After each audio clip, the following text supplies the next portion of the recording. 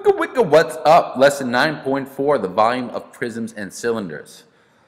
Before we get into it, we should probably just do some review, right? Let's review our definitions. What's the difference between volume, surface area, and lateral area? Now, we've covered surface area and lateral area, that we know about, right? But we haven't really talked much about volume. So let's compare these things. Well, lateral area, we talked about this. This is the sum of the areas of the lateral faces. And lateral, you might remember, just means the sides, right? So I want to know what the surface area of just the sides are, right? So for this pyramid, I'm just looking at the sides. But I do not care about the area of the base. Well, when do I want to talk about the lateral area instead of, let's say, the surface area of the volume? Let's give a quick example here. Let's say I had to paint a pyramid, right? So I'm painting the pyramid the color red. Why am I painting a pyramid red? I don't know. So it's really big, I'm painting the sides. If I want to know how much surface area I had to cover, I would want to know the lateral area. So if I was painting the sides of a pyramid,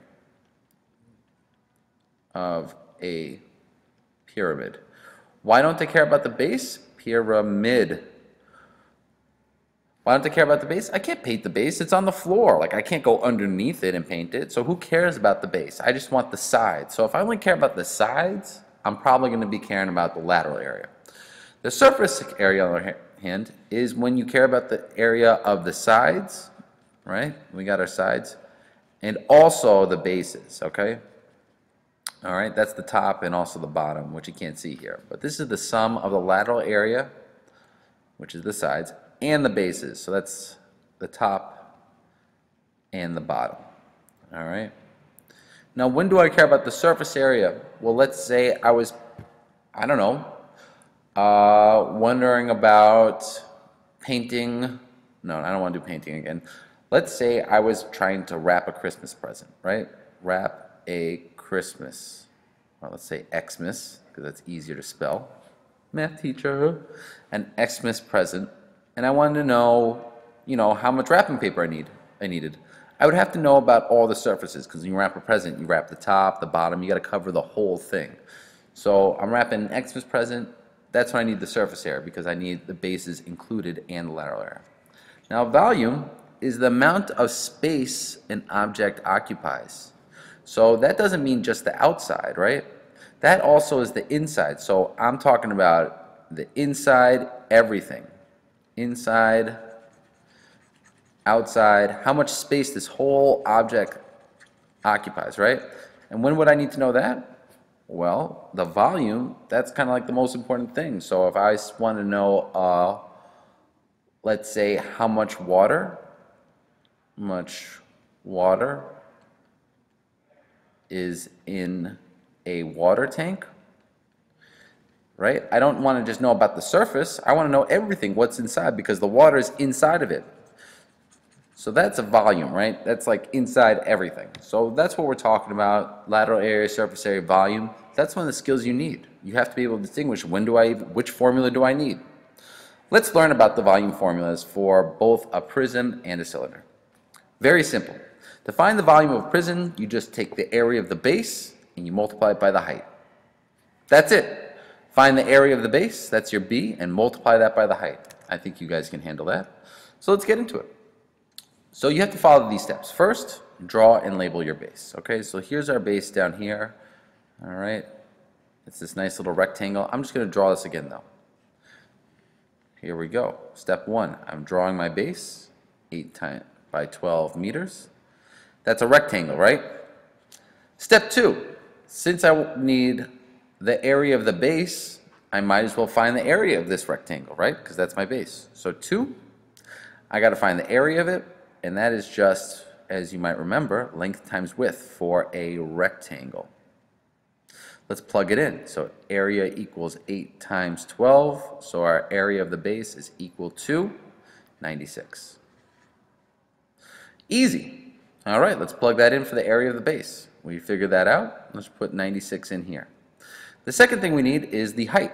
What's the height of the prism? Well, that's right over here, right? 6.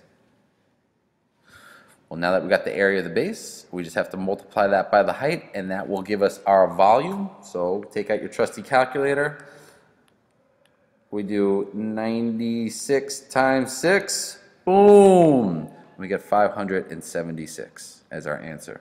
Now don't forget your units. It's meters cubed. Why do I use 3 instead of 2? Because we're talking about three-dimensional space. It's like how much space in all directions this is. So it's meters cubed, not squared. It's squared usually because you're just finding the two-dimensional space. We're finding the three-dimensional space. 2, the volume of a cylinder. Guess what? It's the same exact formula again. You find the area of the base and you multiply that by the height of the prism. So, same exact step. Step 1. Let's draw and label our base, okay? Let's draw and label this baby. So it looks like a circle is our base, right? So we're going to draw a circle, and this thing has a radius of 4. Okay? That's step 1. Step 2.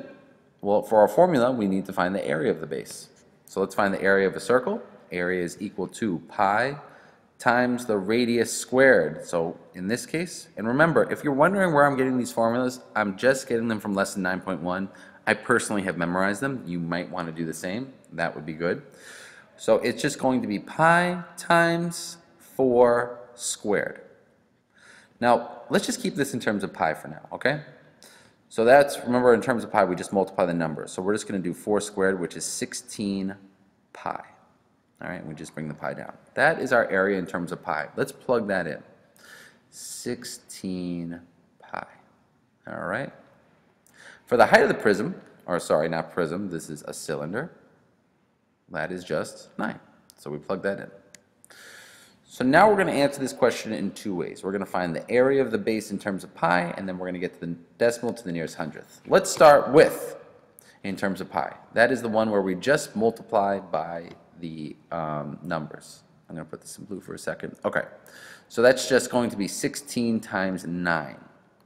All right. We're going to multiply these two together. Multiply, multiply, multiply. 16 times 9. Let's see, 16 times 9, that gives me 144, so I get 144, what am I putting there? 144 pi. That is my answer in terms of pi. Now, I also want to get the volume to the nearest hundredth, all right, as a decimal. I could do that. All you have to do is 144 times pi, which remember, for pi we're just going to use 3.14. So we're going to do 144 times 3.14. Put that in your calculator, and you get 452.16. All right. Now, if you look here, it's already to the nearest hundredth, so you are good to go. All right.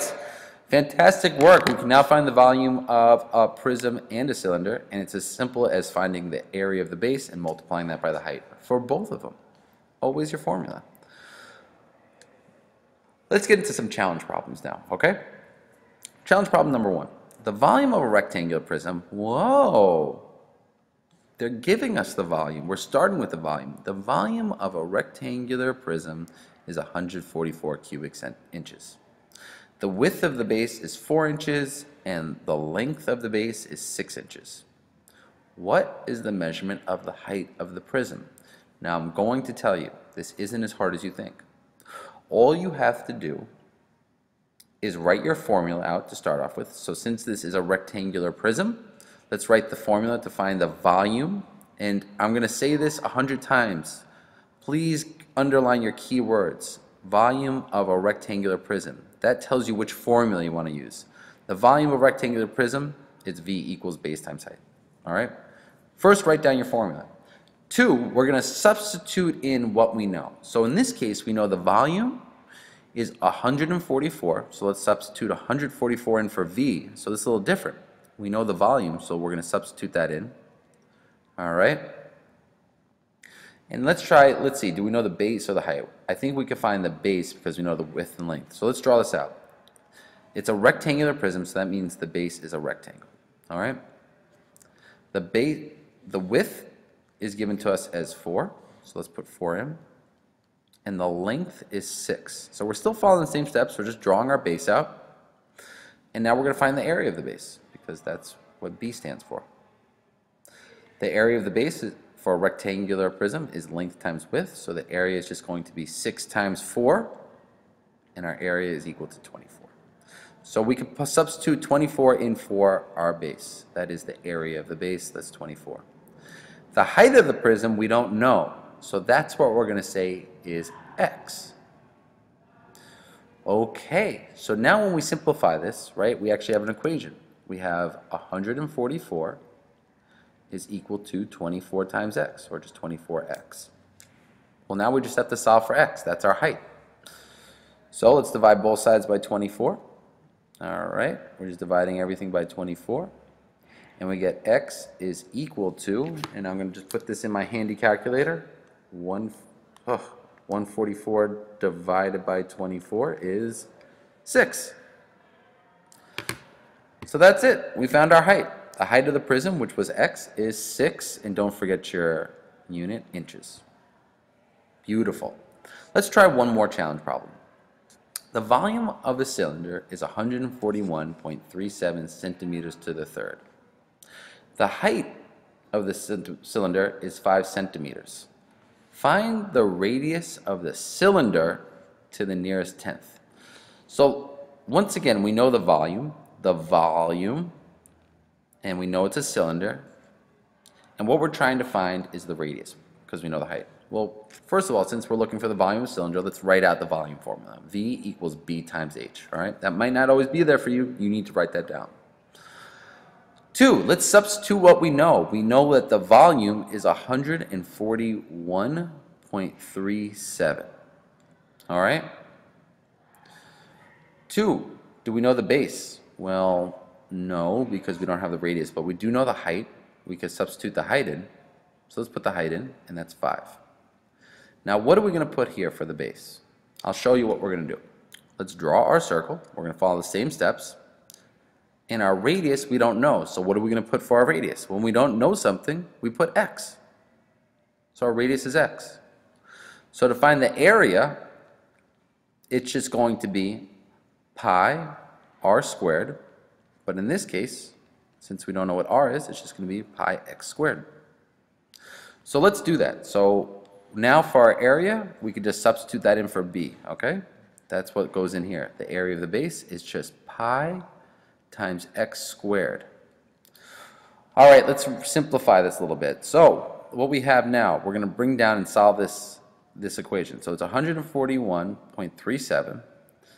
And since pi is actually a number, let's turn pi into a number. That's 3.14 times x squared times 5. All right? This just means multiply these.